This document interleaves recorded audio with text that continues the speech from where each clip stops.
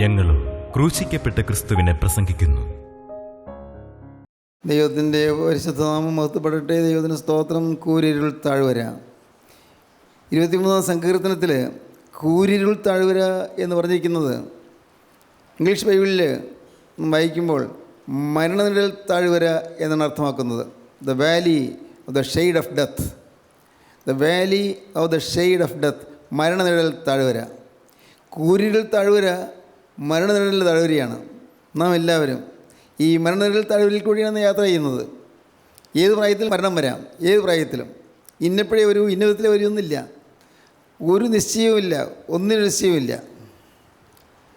ഒരിക്കൽ മലയാളത്തിലെ ഒരു നല്ല സുന്ദരമായി കവിത എഴുതുന്ന കവി ചങ്ങമ്പുഴ കൃഷ്ണപിള്ള അദ്ദേഹം പറഞ്ഞു, ഈ ജീവിതത്തിലേക്ക് നോക്കിക്കൊണ്ട്, പ്രകൃതി സൗന്ദര്യം നോക്കിക്കൊണ്ട് പറഞ്ഞു, ഈ പ്രകൃതി എന്ത് സുന്ദരമാണ്, എന്ത് മനോഹരമാണ്, എന്തെല്ലാം കാഴ്ചകൾ, പക്ഷേ എല്ലാം എന്നെ വിട്ട് പോവുകയാണല്ലോ. ഇത്തരം സൗന്ദര്യം ഞാൻ നുകരാൻ തുടങ്ങിയിട്ട് എത്ര കാലമായെന്നാൽ ഇനിയും തീർന്നില്ലല്ലോ. ഇത്തരം സൗന്ദര്യം ഞാൻ നുകരാൻ തുടങ്ങിയിട്ട് എത്ര കാലമായി എന്നാൽ ഇനിയും തീർന്നില്ലല്ലോ. ജീവിത ലഘുകാവ്യത്തിൻ പകർപ്പവകാശം കേവലം മരണത്തിനുള്ളതാണെങ്കിലാട്ടെ. തയ്യാറാണ്, ഞാൻ മരിക്കാൻ തയ്യാറാണ്. ഇപ്പോൾ 36-ാമത്തെ വയസ്സിൽ അദ്ദേഹം മരിച്ചുപോയി, ചെറുപ്രായത്തിൽ തന്നെ. ജീവിത ലഘുകാവ്യത്തിൻ പകർപ്പവകാശം കേവലം മരണത്തിനുള്ളതാണെങ്കിലാട്ടെ. പൂർവദിഗ്മുഖത്തിങ്കൽ സിന്ദൂരപൂരം പൂശി പൂവിനെ ചിരിപ്പിച്ചു വന്നെത്തും പുലരിയും. പശ്ചിമാമ്പരത്തിലെ പനിനീർ പൂന്തോട്ടങ്ങൾ പച്ചില ചാർത്തിൻ പഴുതിങ്കലൂടതാ കാണുന്നു. ഇത്തരം സൗന്ദര്യം ഞാൻ നുകരാൻ തുടങ്ങിയിട്ട് എത്ര കാലമായി, എന്നാൽ ഇനിയും തീർന്നില്ലല്ലോ. ജീവിത ലഘുകാവ്യത്തിൻ പകർപ്പവകാശം കേവലം മരണത്തിനുള്ളതാണെങ്കിലാട്ടെ. മരണം ഭീതിയോടെ അദ്ദേഹം മരണത്തെ നോക്കിക്കണ്ടു. മരണത്തെ ഭീതിയോടെ നോക്കിക്കണ്ടു. മരണത്തെ ഭയപ്പാടോടെ നോക്കിക്കണ്ടു. എല്ലാവരും അതെ. മരണമെന്ന് കേൾക്കുമ്പോൾ ഞെട്ടലുണ്ടാകും, ഭയമുണ്ടാകും, സ്വാഭാവികമാണ്. വളരെ പ്രസിദ്ധനായ ഒരു മലയാള സാഹിത്യകാരനായിരുന്നു A.R. രാജരാജവർമ്മ. A.R. രാജരാജവർമ്മ മലയാള സാഹിത്യത്തിൽ വലിയ സംഭാവനകൾ ചെയ്തയാളാണ്. എന്ന് പറഞ്ഞാൽ മലയാളത്തിനൊരു വ്യാകരണം നിർമ്മിച്ചു തന്നു. മലയാളത്തിന് വൃത്തമഞ്ജരി എന്ന് പറഞ്ഞൊരു വൃത്തശാസ്ത്രത്തെക്കുറിച്ചുള്ള ഒരു പുസ്തകം എഴുതുന്നു. അലങ്കാരത്തെക്കുറിച്ചുള്ളതായ പുസ്തകം എഴുതുന്നു. എല്ലാം സിദ്ധികളുള്ള മഹാനായ നല്ല സാഹിത്യകാരൻ മരിച്ചു. അദ്ദേഹത്തിന് ഏറ്റവും പ്രിയ സുഹൃത്തായിരുന്നു കുമാരനാശാൻ. കേട്ടിട്ടുണ്ട്, നിങ്ങളൊക്കെ കേട്ട് കാണും. കുമാരനാശാൻ ഇദ്ദേഹം മരിച്ച് ശവസംസ്കാരത്തിന് ചെന്നു കാണാൻ. ചിതയിലിരിക്കുകയാണ്. ആ ശരീരം ചിതയിലേക്ക് വയ്ക്കുകയാണ്. ആശാൻ പറയുകയാണ്, കഷ്ടം സ്ഥാനവലിപ്പമോ പ്രഭുതയോ സജ്ജാതിയോ വംശമോ പുഷ്ടസ്ത്രീ തനുതാടിയോ ചെറുതുമിങ്ങോരില്ല ഘോരാനലൻ സ്പഷ്ടം മാനുഷഗർവമൊക്കെ ഇവിടെ പൂക്കസ്തമിക്കുന്നത്. ഇഷ്ടന്മാർ പിരിയുന്നു. ഇവിടമാണ് അധ്യാത്മവിദ്യാലയം. ഇവിടെ എല്ലാം തീരുന്നു. ഈ പട്ടടയിൽ ഈ ചിതയിൽ എല്ലാം എരിഞ്ഞു തീരുന്നു. എന്ത് കഴിവുള്ള ആളായിരുന്നു, അത് തീരുന്നു ഇവിടെ. എന്ത് ജ്ഞാനമുള്ള ആളായിരുന്നു, തീരുന്നു ഇവിടെ. എന്ത് പാണ്ഡിത്യമുള്ള ആളായിരുന്നു, ഇവിടെ തീരുന്നു. ഈ ചിതയിൽ തീരുന്നു, എല്ലാം കത്തി തീരുന്നു. കഷ്ടം സ്ഥാനവലിപ്പമോ പ്രഭുതയോ സജ്ജാതിയോ വംശമോ പുഷ്ടശ്രീ തനുതാടിയോ ചെറുതുമിങ്ങോരില്ല ഘോരാനലൻ സ്പഷ്ടം മാനുഷകർമൊക്കെ ഇവിടെ പുക്കസ്തമിക്കുന്നിതിങ്ങിഷ്ടന്മാർ പിരിയുന്നു. ഇവിടമാണ് അധ്യാത്മവിദ്യാലയം. ശരിയായ ആധ്യാത്മിക പാഠശാലയാണ് ഇവിടം. ഈ ശവപ്പറമ്പ് ആധ്യാത്മിക പാഠശാലയാണ്. എല്ലാം തീരുന്നത്. എല്ലാം തീരുമല്ലോ. ദൈവത്തിന് സ്തോത്രം. ഇതെല്ലാം കവിത പഠിച്ചിട്ടുള്ള കുട്ടികൾക്ക് എളുപ്പം മനസ്സിലാകും. നിങ്ങൾക്ക് മനസ്സിലായി കാണുമായിരിക്കും. എല്ലാം തീരും. എന്തെല്ലാം ഉണ്ടെന്ന് പറഞ്ഞാൽ എന്താ പ്രയോജനം? ഞാൻ നിങ്ങളോട് പറഞ്ഞിട്ടില്ലേ, ഞാൻ ബി.എഡിന് എന്നെ പഠിപ്പിച്ച ഡോക്ടർ സുകുമാർ അഴീക്കോട് വലിയ സാഹിത്യകാരനാണ്. എനിക്കത് വലിയ ബഹുമാനമായിരുന്നു. അതായത് എന്നെ വലിയ വാത്സല്യവുമായിരുന്നു. അദ്ദേഹം രോഗാതുരനായിട്ട് കിടക്കുന്ന സമയത്ത് ഞാൻ ഇങ്ങനെ ചിന്തിച്ചു, പോവുകയാണല്ലോ, തീരുകയാണല്ലോ, എന്തു വലിയ പാണ്ഡിത്യം. ആ തല മുഴുവൻ ജ്ഞാനം നിറഞ്ഞിരിക്കുന്നു, മഹാപാണ്ഡിത്യം. സംസ്കൃത സാഹിത്യത്തിൽ, ഇംഗ്ലീഷ് സാഹിത്യത്തിൽ, മലയാള സാഹിത്യത്തിൽ ഒരുപോലെ വിജ്ഞാനം കിട്ടിയ ആൾ. എന്തുമാത്രമാണ് അദ്ദേഹം വായിച്ചു കൂട്ടിയത്. അദ്ദേഹം താമസിക്കുന്ന വീട്ടിൽ ഞാൻ പോയിട്ടുണ്ട്. അവിടെ അദ്ദേഹത്തിൻ്റെ പുസ്തകശേഖരം കണ്ടാൽ അത്ഭുതപ്പെട്ടു പോകും. എന്തുമാത്രം പുസ്തകങ്ങൾ, എല്ലാം വായിച്ചു തീർക്കും. ഓരോ 3-ാം വർഷവും വീണ്ടും വായിച്ച പുസ്തകങ്ങൾ. അങ്ങനെ വളരെ ചിട്ടപ്പെട്ട് വായിക്കുന്ന ആളായിരുന്നു. മഹാപണ്ഡിതൻ എന്ന് പറഞ്ഞാൽ മഹാപണ്ഡിതൻ.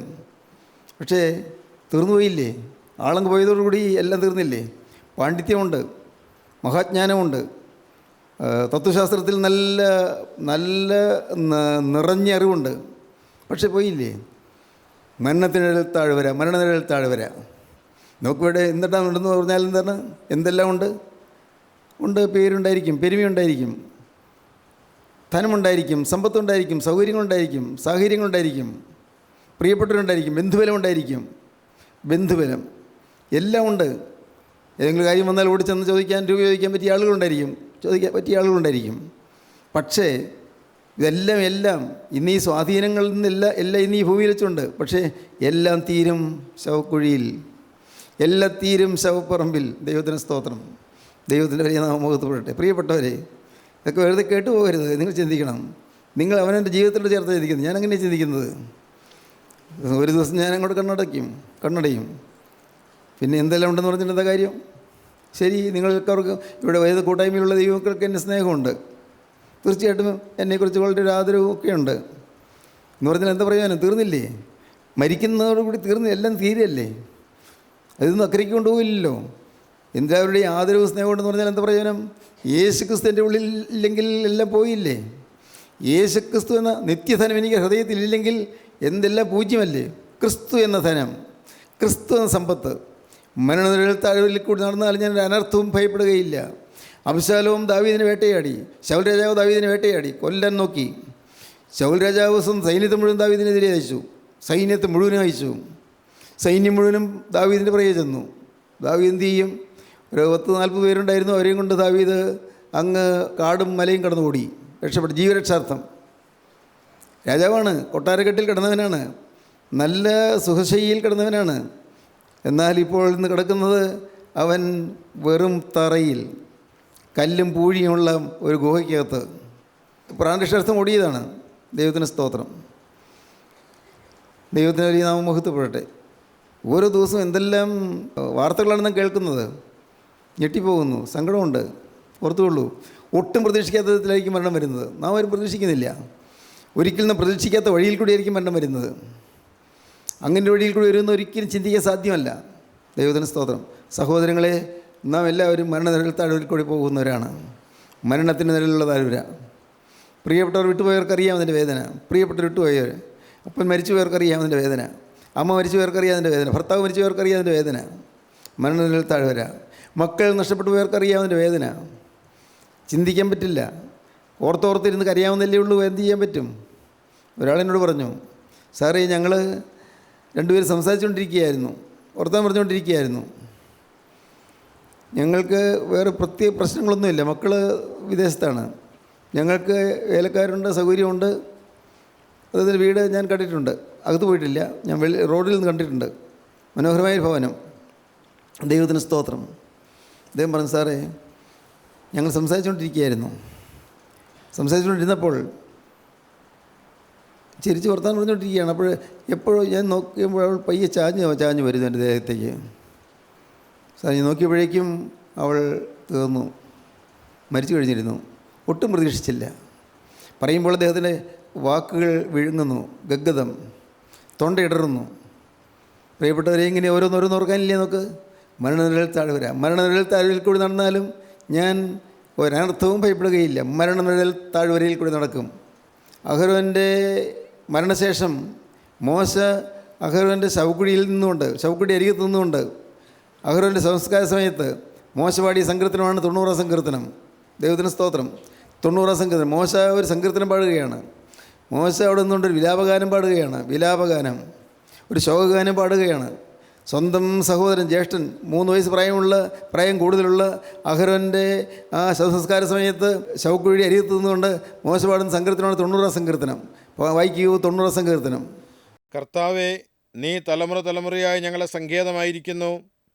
പർവ്വതങ്ങളുണ്ടായതിനും നീ ഭൂമിയെ ഭൂമണ്ഡലത്തെ നിർമ്മിച്ചതിനു മുമ്പേ നീ അനാദിയായും ശാശ്വതമായും ദൈവമാകുന്നു. ദൈവത്തിന് സ്തോത്രം. മോശ പറയുകയാണ്, കർത്താവേ, ഞങ്ങൾ ഈ ഭൂമിയിൽ ജനിച്ചിട്ട് ഇപ്പോൾ എനിക്ക് 120 വയസ്സായി, അഹരോന് 121 വയസ്സായി. ഒരു ചുരുങ്ങിയ കാലമല്ലേ ഞങ്ങൾ ഈ ഭൂമിയിൽ ജീവിച്ചുള്ളൂ. എന്നാൽ നീ തലമുറയായി എത്രയെത്ര ആളുകളെ നീ കണ്ടു, എത്രയോ പേര് ജനിച്ചു, എത്രയോ പേര് മരിച്ചു. തലമുറയായി നിങ്ങളുടെ സങ്കേതമായിരിക്കുന്നു. ഞങ്ങൾക്ക് ഇത്രയും പ്രായമല്ലേ ആയുള്ളൂ. എനിക്ക് 120 വയസ്സ്, എൻ്റെ ചേട്ടന് 123 വയസ്സ്, അതല്ലേ ആയുള്ളൂ. കർത്താവിന് തലമുറയായി ഞങ്ങളുടെ സങ്കേതമായിരിക്കുന്നു. പർവ്വതം ഉണ്ടായതിനും നീ ഭൂമിയെയും ഭൂമണ്ഡലത്തെയും നിർമ്മിച്ചതിന് മുൻപേ നീ അനാദിയായും ശാശ്വതമായും ദൈവമാകുന്നു. നീ മർത്തിനെ പൊടിയിലേക്ക് മടങ്ങിച്ചേരുമാറാക്കുന്നു. മനുഷ്യപുത്രന്മാരെ തിരികെ വരുവനെന്നും അരുളി ചെയ്യുന്നു. ഭൂമിയിലേക്ക് തൽക്കാലം അയച്ചതാണ്, തിരികെ വരുവനെന്ന് അരുളി ചെയ്യുന്നു. 1000 സംവത്സരം നിന്റെ ദൃഷ്ടിയിൽ ഇന്നലെ കഴിഞ്ഞുപോയ ദിവസം പോലെയും രാത്രിയിലെ ഒരു യാമം പോലെയും മാത്രം ഇരിക്കുന്നു. 1000 സംവത്സരം നിന്റെ ദൃഷ്ടിയിൽ ഇന്നലെ കഴിഞ്ഞുപോയ ദിവസം പോലെയും രാത്രിയിലെ ഒരു യാമം പോലെയും മാത്രം ഇരിക്കുന്നു. നിനക്ക് ഇതൊരു യാത്രയിലൊരു യാമം പോലെ. 1000 സംവത്സരം ഒരു യാമം പോലെ. ഒരു ദിവസത്തിന് രാത്രിക്ക് 4 യാമങ്ങളുണ്ട്. സന്ധ്യയ്ക്ക് 6 മണി മുതൽ 9 മണി വരെ 1-ാം യാമം, 9 മുതൽ 12 വരെ 2-ാം യാമം, 12 മുതൽ 3 വരെ 3-ാം യാമം, 3 മുതൽ 6 വരെ 4-ാം യാമം. ഒരു 3 മണിക്കൂർ നേരം. ഇതാ 1000 സംവത്സരം നിൻ്റെ ദൃഷ്ടിയിൽ ഇന്നലെ കഴിഞ്ഞു പോയ ദിവസം പോലെ, ഒരു യാമം പോലെ മാത്രമേ ഇരിക്കുന്നു. യാമം, ചുരുങ്ങിയ മിനിറ്റുകൾ, ചുരുങ്ങിയ മണിക്കൂറുകൾ. ദൈവത്തിന് അത്രയേ ഉള്ളൂ. നിങ്ങൾ ചിന്തിക്കുമ്പോൾ നിങ്ങൾ ചിന്തിക്കണം, നിങ്ങൾ ചിന്തകൾ പാഞ്ഞു പോകണം. എന്തൊക്കെയാണ് ചിന്തിക്കേണ്ടത്? കർത്താവേ, അബ്രഹാം പിതാവിന് ശേഷം പിന്നീട് ഇസാക്കുണ്ടായി, ഇസാക്കിന് ശേഷം യാക്കോബുണ്ടായി, യാക്കോബിന് ശേഷം യൗസേപ്പുണ്ടായി, യൗസേപ്പിന് ശേഷം 430 വർഷം കഴിഞ്ഞ് മോശയുണ്ടായി. ഇതാ വർഷങ്ങൾ കഴിഞ്ഞു. എല്ലാം സ്വർഗത്തിലെ ദൈവം എല്ലാം നിയന്ത്രിച്ചുകൊണ്ടിരിക്കുന്നു, നോക്കിക്കൊണ്ടിരിക്കുന്നു. ഓരോരുത്തർ ജനിക്കുന്നു, മരിക്കുന്നു, എല്ലാം കണ്ടുകൊണ്ടിരിക്കുന്നു. അബ്രഹാം മരിച്ചു, ഇസ്ഹാക്ക് മരിച്ചു, യാക്കോബ് മരിച്ചു, യോസേഫ് മരിച്ചു. പിന്നെ ഇങ്ങനെ തലമുറയായിട്ട് ഇങ്ങനെ കടന്നു കൊടുത്ത് പോവുകയാണ്. ദൈവം എല്ലാം കണ്ടുകൊണ്ടിരിക്കുന്നു. 1000 സംവത്സരം ഇന്നലെ കഴിഞ്ഞു പോയ ദിവസം പോലെ, രാത്രിയിലെ ഒരു യാമം പോലെ മാത്രം ഇരിക്കുന്നു. ദൈവത്തിന് സ്തോത്രം. ഇത്ര ക്ഷണികമാണ് നമ്മുടെ ജീവിതം. പിന്നെ നീ അവരെ ഒഴുക്കിക്കളയുന്നു, അവർ ഉറക്കം പോലെ അത്രേ. അവർ ഉറക്കം പോലെ അത്രേ. അവർ രാവിലെ മുളച്ചു വരുന്ന പുല്ലുപോലെയാകുന്നു. രാവിലെ മുളച്ചു വരുന്ന പുല്ലുപോലെയാകുന്നു. അത് രാവിലെ തഴച്ചു വളരുന്നു. അത് രാവിലെ തഴച്ചു വളരുന്നു. വൈകുന്നേരം അത് അരിഞ്ഞ് വാടിപ്പോകുന്നു. വൈകുന്നേരമാകുമ്പോഴേക്കും അത് വാടിപ്പോകുന്നു. പ്രിയപ്പെട്ടവർ, ഇങ്ങനെയല്ലേ നമ്മുടെ ജീവിതം? തഴച്ചു വളരുന്നു. നല്ല ആരോഗ്യം, നല്ല പുഷ്ടി, നല്ല ഓജസ് എല്ലാം ഉണ്ട്. പക്ഷേ എത്ര പെട്ടെന്നാണ് എല്ലാം കെട്ടുപോകുന്നത്. എല്ലാം തീരുന്നു. എല്ലാം തീരുന്നു. ഇതാ നിശ്ചലനായി കിടക്കുന്നു, നിശബ്ദനായി കിടക്കുന്നു. വരുന്നവരാരെല്ലാം ഒന്ന് നോക്കാൻ പറ്റുന്നില്ല, ആരെല്ലാം ഒന്ന് കണ്ണു തുറന്ന് നോക്കാൻ പറ്റുന്നില്ല. എല്ലാം കണ്ണെല്ലാം അടഞ്ഞു കഴിഞ്ഞിരിക്കുന്നു, കാതടഞ്ഞു കഴിഞ്ഞിരിക്കുന്നു. ദൈവത്തിന് സ്തോത്രം. ഹൃദയത്തിൻ്റെ സ്പന്ദനം നിലച്ചു പോയിരിക്കുന്നു, ചലനമില്ല. എന്ത് കരുത്തനായ മനുഷ്യനായിരുന്നു, അരോഗ ദൃഢഗാത്രൻ എന്നൊക്കെ പറയില്ലേ, അതുപോലെ ആയിരുന്നല്ലോ. ഇതാ തീർന്നു. ദൈവത്തിന് സ്തോത്രം. പിന്നെ ഞങ്ങൾ നിന്റെ കോപത്താൽ ക്ഷയിച്ചും നിന്റെ ക്രോധത്താൽ ഭ്രമിച്ചും പോകുന്നു. നീ ഞങ്ങളുടെ അകൃത്യങ്ങളെ നിന്റെ മുമ്പിലും ഞങ്ങളുടെ രഹസ്യപാപങ്ങളെ നിന്റെ മുഖപ്രകാശത്തിലും വെച്ചിരിക്കുന്നു. ഞങ്ങളുടെ നാളുകളൊക്കെയും നിന്റെ ക്രോധത്തിൽ കഴിഞ്ഞുപോയി. ഞങ്ങളുടെ സംവത്സരങ്ങളെ ഞങ്ങൾ ഒരു നെടുവീർപ്പ് പോലെ കഴിക്കുന്നു. ഞങ്ങളുടെ സംവത്സരങ്ങളെ ഒരു നെടുവീർപ്പ് പോലെ കഴിക്കുന്നു. എന്നും നെടുവീർപ്പേ ഉള്ളൂ, എന്നും ദുഃഖമേ ഉള്ളൂ, എന്നും യാതനയുള്ളൂ, എന്നും വേദനയുള്ളൂ. സംവത്സരങ്ങളിൽ നെടുവീർപ്പ് പോലെ കഴിക്കുന്നു. പിന്നെ ഞങ്ങളുടെ ആയുഷ്കാലം 70 സംവത്സരം, ഏറെയായാൽ 80 സംവത്സരം. 70 വർഷം അല്ലെങ്കിൽ 80 വർഷം കൂടി വരട്ടെ, ഒരു 90 95 അല്ലെങ്കിൽ 100 ആകട്ടെ സാധാരണഗതിയിൽ. അതിനു മുമ്പ് മനുഷ്യരെല്ലാവരും തന്നെ മിക്കവാറും എല്ലാവരും തന്നെ മരിച്ചു പോയി കഴിഞ്ഞിരിക്കും. അപൂർവം പേര് 100 വയസ്സ് കഴിഞ്ഞിട്ട് ജീവിച്ചിരിക്കും. നിങ്ങൾ ചിന്തിച്ചിട്ടുണ്ടോ? ഇന്ന് ഈ ഭൂമിയിലുള്ള നമ്മളിന്ന് ഈ ഹോളിലുള്ള എത്ര പേര് ഒരു 50 കൊല്ലം കഴിഞ്ഞാൽ ഈ ഭൂമിയിൽ കാണും? സാധാരണഗതിയിൽ അല്ല, ഒരു 20 വർഷം കഴിഞ്ഞാൽ എത്ര പേര് കാണും? ദൈവത്തിന് സ്തോത്രം, ദൈവത്തിന് സ്തോത്രം. ഞാൻ ചിന്തിക്കുകയാണ്, ഞാനിതൊക്കെ ചിന്തിക്കും, ചിലപ്പോഴിന്ന് ചിന്തിക്കും, തനിയെ ചിന്തിക്കും. ഞാൻ 60 വയസ്സുള്ളപ്പോഴാണ് ഞാൻ റിട്ടയർ ചെയ്തത്. അന്ന് കോളേജിൽ വളരെ ഉത്സാഹം, പിള്ളേരുടെ കാര്യത്തിലും ടീച്ചേഴ്സിൻ്റെ കാര്യത്തിലൊക്കെ ഉത്സാഹം. ഇന്നോ കോളേജ് ഒരു ചിന്താവിഷയമാകുന്നില്ല, അത് ചിന്താവിഷയമേ അല്ല. ദൈവത്തിന് സ്തോത്രം. ആര് വരുന്നു, ആര് പോകുന്നു, ആര് റിട്ടയർ ചെയ്യുന്നു, ഒന്നും ചിന്താവിഷയമല്ല. ദൈവത്തിന് സ്തോത്രം. പ്രിയപ്പെട്ടവരെ, ഞാൻ പറഞ്ഞത് ജീവിതത്തിൽ ഇത്രയ്ക്കേ ഉള്ളൂ. നാം ഇന്ന് മുറുകെ പിടിച്ചുകൊണ്ടിരിക്കുന്നതെല്ലാം എല്ലാം വിട്ടുപോകും. ഞാൻ പ്രിൻസിപ്പലിൻ്റെ കസേരയിലിരുന്നു. അന്ന് എൻ്റെ ഒപ്പിന് വിലയുണ്ടായിരുന്നു. ഇന്നോ ഒപ്പിട്ട് ആർക്ക് വേണം, ആർക്ക് വേണം ഈ ഒപ്പിന് വിലയില്ല. അന്ന് ഒരു കോൺട്രാക്ട് സർട്ടിഫിക്കറ്റ് ഒപ്പിടുമ്പോൾ ആ കോൺട്രാക്ട് സർട്ടിഫിക്കറ്റ് വിലയുണ്ട്, അല്ലെങ്കിൽ ഏതെങ്കിലും ഫയൽ ഒപ്പിടുമെങ്കിൽ അതിന് വിലയുണ്ട്. ഇന്നോ ഒന്നുമില്ല. അവിടെ ഇറങ്ങിക്കഴിഞ്ഞാൽ പിന്നെ വിലയൊന്നുമില്ല. ദൈവത്തിന് സ്തോത്രം. പ്രിയപ്പെട്ടവരെ, ഇതാണ് മനുഷ്യാവസ്ഥ. മനുഷ്യ ഇത്രയേ ഉള്ളൂ. മനുഷ്യൻ എന്ന് പറഞ്ഞാൽ ഇത്രയ്ക്കേ ഉള്ളൂ. അവൻ നിസ്സാരനാണ്, അവൻ ക്ഷണികനാണ്, അവൻ അല്പപ്രാണിയാണ്. ദൈവത്തിന് സ്തോത്രം. ദൈവത്തിൻ്റെ വഴി നാം മഹത്വപ്പെടട്ടെ. നിങ്ങളിതെല്ലാം കേൾക്കുമ്പോൾ വെറുതെ കേട്ടുപോകരുത്, ചിന്തിക്കണം. കർത്താവേ, ഇന്ന് ഞാൻ ഈ വാക്കുകളെ കേൾക്കുന്നു. എൻ്റെ കർത്താവേ, നാളെ പ്രഭാതത്തിൽ ഞാൻ ഈ ഭൂമിയിലുണ്ടോ? നീ അറിഞ്ഞുകൂടല്ലോ. ഇന്ന് കർത്താവേ, നിൻ്റെ വചനം ഞാൻ കേൾക്കുന്നു, നിൻ്റെ ഈ ശബ്ദം ഞാൻ കേൾക്കുന്നു. കർത്താവേ, നാളെ ഞാൻ ഈ ഭൂമിയിലുണ്ടോ? എനിക്ക് അറിഞ്ഞുകൂടല്ലോ. കർത്താവേ, ഞാൻ അറിയുന്നില്ലല്ലോ എന്തൊക്കെയാണ് സംഭവിക്കാൻ പോകുന്നത്. കർത്താവിന് സ്തോത്രം. സഹോദരങ്ങളെ, നിങ്ങളോർക്കൂ, ഏത് മനുഷ്യനും ഉറച്ചു നിന്നാലും ഒരു ശ്വാസം അത്രേ. ഏത് മനുഷ്യനും ഉറച്ചു നിന്നാലും വിശ്വാസം അത്രേ. ഏറെയായാൽ 80 സംവത്സരം. മനുഷ്യൻ്റെ ആയുസ് 70 സംവത്സരം, ഏറെയായാൽ 80 സംവത്സരം.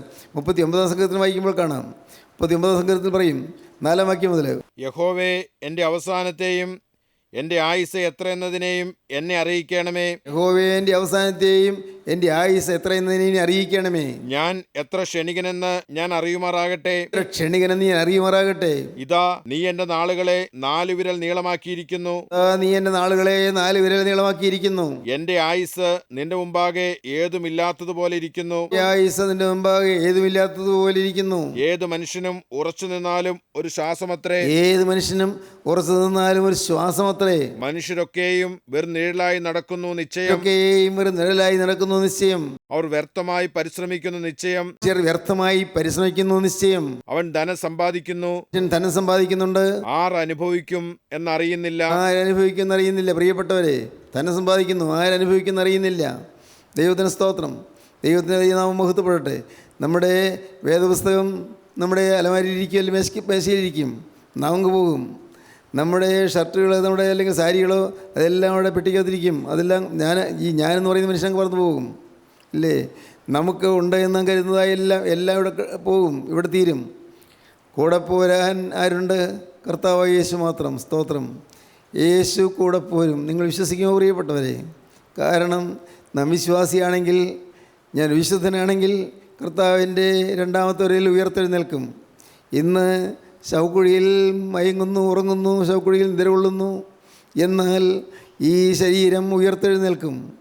അത് പക്ഷേ പൊടിയായി കഴിഞ്ഞിരിക്കും, അല്ലെങ്കിൽ അത് പക്ഷേ ചാരമായി തീർന്നിരിക്കും. അറിയാൻ പാടില്ല, എങ്ങനെയാണ് മരിക്കുന്നത് അറിയാൻ പാടില്ലല്ലോ. ഒരുപക്ഷെ ആ ശവശരീരം വെള്ളത്തിൽ പോയി അതുപോലെ മീനുകളോ മറ്റോ ഒഴുകിക്കഴിഞ്ഞുമോ അറിയാൻ പാടില്ല. പക്ഷേ അന്ന് കർത്താൻ രണ്ടാമത്തെ ഒരു എല്ലാം ഒരുമിച്ച് കൂടും. പഴയ ആകൃതിയിൽ, പഴയ മുഖച്ഛായയിൽ, പഴയ ആളായി ഉയർത്തെഴുന്നേൽക്കും. ദൈവത്തിന് സ്തോത്രം. സ്നേഹിതരെ, അതാണ് നമുക്കുള്ളതാകെ പ്രത്യാശ. ഇവിടെ നിന്ന് കടന്നു പോയാലും യേശു വീണ്ടും വരുമ്പോൾ ഞാനും പറന്നുയരും.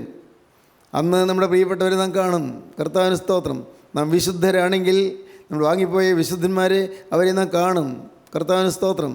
ശരണത്താൽ ഏതിനും കൃപയിൽ മരണമടഞ്ഞ ദാസരെ അന്ന് നാം കർത്താവിൻ്റെ സന്നിധിയിൽ ഒരുമിച്ച് കാണും. ദൈവത്തിൻ്റെ ശരണത്തിൽ മരിച്ചുപോയവരെ, അവരെ നാം കാണും.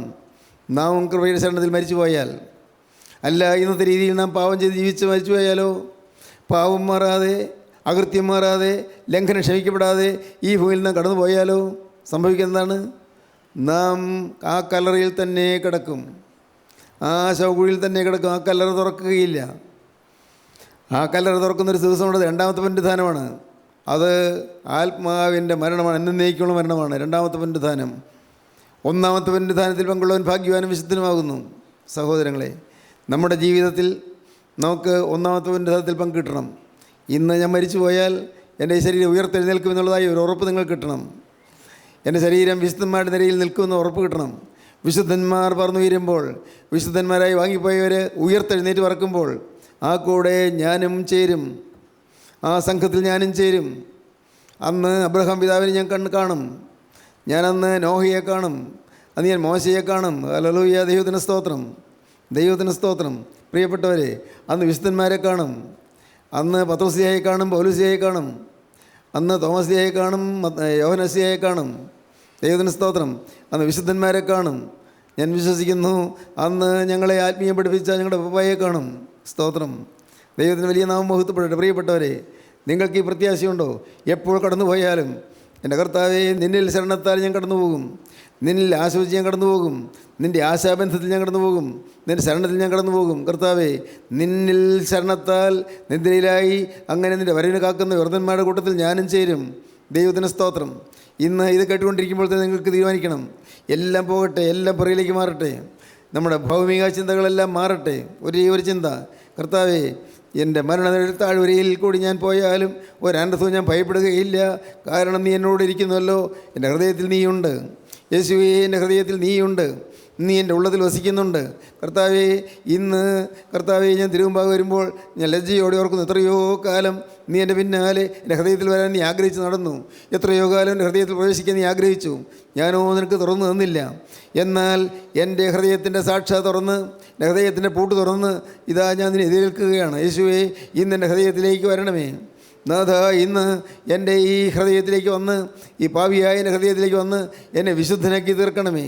കർത്താവ്, ഇനിയുള്ള ദിവസങ്ങളിൽ ഞാൻ വിശുദ്ധനായി ഞാൻ ജീവിക്കും. കർത്താവ്, ഒരു വിശുദ്ധനായി ജീവിക്കും. എനിക്ക് സഭാഭേദമില്ല, സമുദായ വ്യത്യാസമില്ല. കർത്താവേ, എനിക്ക് അതൊന്നും വേണ്ട, ഒന്നുമല്ല എൻ്റെ വിഷയം അതല്ല. എനിക്ക് ആകെ ഒരു വിഷയമുള്ളൂ, എനിക്കൊരു വിശുദ്ധനായി തീരണം, യേശുവിൻ്റെ വിശുദ്ധനായി തീരണം. യേശു എൻ്റെ ഹൃദയത്തിലേക്ക് വരണം. നാഥ, എൻ്റെ ഹൃദയവാതിലിൻ്റെ പൂട്ടി ഞാൻ ഇതാ തുറക്കുന്നു. ദൈവത്തിന് സ്തോത്രം. എൻ്റെ ഹൃദയത്തിൻ്റെ സാക്ഷി ഞാൻ തുറക്കുന്നു, ആ ഹൃദയത്തെ കുറ്റി ഞാൻ തുറക്കുന്നു. വാതിലിതാ ഞാൻ തുറന്നു വയ്ക്കുന്നു. യേശുവേ, കടന്നു വരണമേ. നാഥ, എഴുന്നള്ളി വരണമേ. ഈ അശുദ്ധനായ മനുഷ്യൻ്റെ ഹൃദയത്തിലേക്ക് എഴുന്നള്ളി വരണമേ. ദ്രവ്യാഗ്രഹിയായ മനുഷ്യൻ്റെ ഹൃദയത്തിലേക്ക് എഴുന്നള്ളി വരണമേ. ദുശ്ശീലങ്ങളുടെ അടിമയായ മനുഷ്യൻ്റെ ഹൃദയത്തിലേക്ക് എഴുന്നള്ളി വരണമേ. അനേകം ദുസ്വഭാവമുള്ള മനുഷ്യൻ്റെ ഹൃദയത്തിലേക്ക് എഴുന്നള്ളി വരണമേ. കോപവും വാശിയും വാഗ്വാദവും എല്ലാ വിധത്തിലായി തിന്മയുമുള്ള ഈ ഹൃദയത്തിലേക്ക് എഴുന്നള്ളി വരണമേ. അശുദ്ധിയും തിന്മയും ദുഷ്ടതയും വഞ്ചനയും കളവുമുള്ള ഈ ഹൃദയത്തിലേക്ക് എഴുന്നള്ളി വരണമേ. യേശുവേ, ഈ അഹങ്കാരിയായ മനുഷ്യൻ്റെ ഹൃദയത്തിലേക്ക് എഴുന്നള്ളി വരണമേ. ദാദാ, നീ എൻ്റെ ഹൃദയത്തിലേക്ക് എഴുന്നള്ളി വരണമേ. Hallelujah, hallelujah, hallelujah, hallelujah, hallelujah, hallelujah. നിങ്ങൾക്ക് പ്രാർത്ഥിക്കാൻ പ്രിയപ്പെട്ടവരെ, യേശുവിൻ്റെ കരങ്ങളിൽ നിങ്ങൾ കൊടുക്കാം. Hallelujah, hallelujah, hallelujah. ആരെല്ലാം യേശുവിന് വേണ്ടി ഹൃദയം തുറക്കുന്നുണ്ട്, യേശുവേ എഴുന്നള്ളി വരണമേ എന്നാരെല്ലാം പറയുന്നുണ്ട്. ഹല്ലേലൂയ. യേശുവേ കടന്നു വരണമേ എന്നാരെല്ലാം പറയുന്നുണ്ട്. യേശുവേ എൻ്റെ ഹൃദയത്തിലേക്ക് എഴുന്നള്ളി വരണമേ. ഇന്ന് നിൻ്റെ ഹൃദയത്തിൽ വന്നാൽ നിൻ്റെ വിശുദ്ധനായി ഞാൻ ജീവിക്കും എന്നാരെല്ലാം വാക്ക് പറയുന്നുണ്ട്. യേശുവേ, നിൻ്റെ പരിശുദ്ധനായി ഞാൻ ജീവിക്കും. ദാദാ, നിൻ്റെ പരിശുദ്ധനായി ഞാൻ ഇന്നു മുതൽ ഞാൻ ജീവിക്കും. നിങ്ങൾ വാക്ക് പറയുക, വാക്ക് പറയുക. Hallelujah, hallelujah. തീരുമാനമുള്ളവർ, ക്രിസ്തുവിനെ ക്ഷണിക്കുന്നവർ, ക്രിസ്തുവിനെ എതിരേൽക്കുന്നവർ കൈകൾ ഉയർത്തട്ടെ. ഹല്ലേലൂയ. ജീവനുള്ള ദൈവമേ, കരുണയുള്ള കർത്താവേ, ഈ മനോഹര നിമിഷങ്ങൾക്കായി സ്തോത്രം. എൻ്റെ നാഥ, അവിടെ ഞങ്ങളുടെ മധ്യത്തിലുണ്ടായിരുന്നതിനായി സ്തോത്രം. അവിടെ നിങ്ങൾ കൂടെ നിൽക്കുന്നതിനായി സ്തോത്രം. അവിടുത്തെ പരിശുദ്ധാത്മാവ് വീശിക്കൊണ്ടിരിക്കുന്നതിനായി സ്തോത്രം. കർത്താവേ, ഈ ലോക ജീവിതം നശ്വരമാണ് നിങ്ങളെ പഠിപ്പിച്ചതിനായി സ്തോത്രം. അവിടുത്തെ കൃപയുടെ കരത്തിലേക്ക് നിങ്ങളെ ഏൽപ്പിക്കുന്നു കർത്താവേ. ഈ മക്കളെ എല്ലാവരെയും ഏൽപ്പിക്കുന്നു. മനം നൊന്നിരിക്കുന്നവരുണ്ടല്ലോ കർത്താവേ, ദുഃഖിതരായിരിക്കുന്നവരുണ്ടല്ലോ കർത്താവേ, മുന്നോട്ടൊരു വഴി കാണാതെ അലഞ്ഞ് വിഷമിക്കുന്നവരുണ്ടല്ലോ കർത്താവേ, ആകുലഭാരത്തോടെ സങ്കടപ്പെട്ടിരിക്കുന്നവരുണ്ടല്ലോ എൻ്റെ കർത്താവേ, വിവിധ രീതിയിൽ പ്രശ്നങ്ങളുടെ മുമ്പിൽ മനസ്സ് വലഞ്ഞിരിക്കുന്നവരുണ്ടല്ലോ കർത്താവേ, രോഗത്താൽ ബന്ധിതരായിരിക്കുന്നുണ്ടല്ലോ കർത്താവേ, എല്ലാവരെയും എൻ്റെ കർത്താവേ, എല്ലാവരെയും ഇപ്പോൾ ഈ വാക്കുകളെ കേൾക്കുന്ന എല്ലാവരെയും, ഈ പ്രാർത്ഥനയിൽ കൂടുന്ന എല്ലാവരെയും നാഥ തൃക്കരം നീട്ടി ഒന്ന് തൊടണമേ. ഹല്ലേലൂയ. യേശുവേ, ഈ മക്കളെ തൊടണമേ. ഹല്ലേലൂയ. അപ്പോൾ ഈ മക്കളുടെ മേൽ തൃക്കരം തൊടണമേ. Hallelujah, hallelujah, hallelujah. എൻ്റെ കരുണയുള്ള കർത്താവേ, മനസ്സലിനെ അപ്പ പരിശുദ്ധാത്മാവേ ആവസിക്കണമേ. പരിശുദ്ധാത്മാവേ ആവസിക്കണമേ. പരിശുദ്ധാത്മാവേ പൊരുന്നി ആവസിക്കണമേ. പരിശുദ്ധാത്മാവേ ഈ മക്കളുടെ മേൽ പകരണമേ. കൃപ പകരണമേ, അനുഗ്രഹം പകരണമേ, ശക്തി പകരണമേ, തീജ്വാല പകരണമേ, തീയാൽ ജ്വലിക്കണമേ, എല്ലാവരെയും അനുഗ്രഹിക്കണമേ, നന്മകളാൽ നിറയ്ക്കണമേ. യേശു ക്രിസ്തുവിൻ്റെ വിലയേറിയ നാമത്തിൽ പ്രാർത്ഥിക്കുന്നു. കൃപയോടെ കേൾക്കണം പിതാവേ. ആമീൻ. ഹല്ലേലൂയ.